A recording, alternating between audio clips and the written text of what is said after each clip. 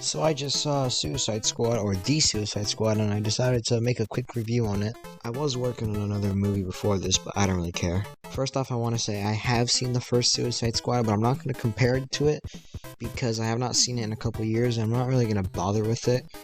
I remember liking it, but that was a couple years ago, so yeah, I'm just going to review this as a movie on its own, which it really is.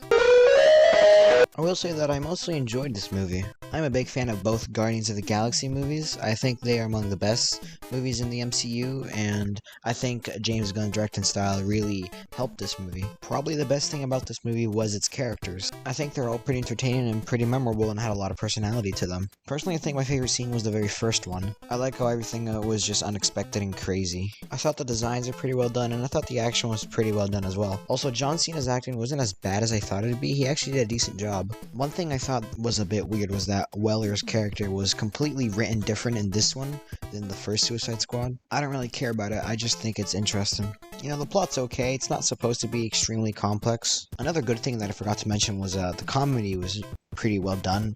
It wasn't like Black Widow where it was extremely forced, it felt more natural. Not every joke hit, but that's just because of my sense of humor. I also enjoyed the fact that there was not one singular villain, which is something that every single Marvel movie essentially suffers from. There's like three. Like there was like that brain dude, there was the dictator guy, and there was the giant starfish at the end. However, I think it goes on for a bit too long, but other than that, it's a pretty well-made movie. I probably missed a lot of other stuff, but I wanted this to be really quick.